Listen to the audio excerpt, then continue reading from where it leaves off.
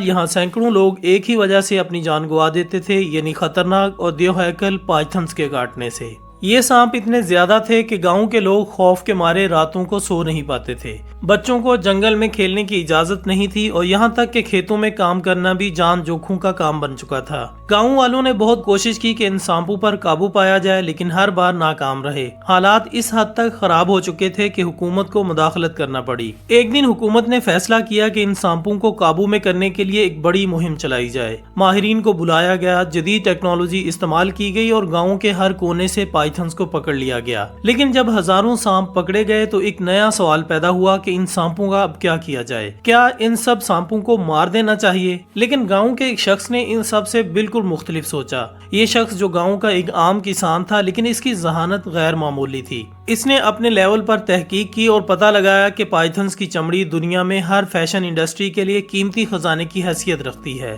बड़े बड़े ब्रांड जैसे कि गुकी इन चमड़े से बैग्स और जूते तैयार करते हैं और इनकी कीमत लाखों डॉलर्स तक जा सकती है। इस शख्स ने गांव के लोगों को कायल किया कि सांपों को ना मारा जाए बल्कि इनकी परवरिश की जाए। इसने बताया कि अगर इन सांपों की सही तरीके से देखभाल की जाए तो इनकी चमड़ी को फरोख्त करके गांव की तकदीर बदली जा सकती है।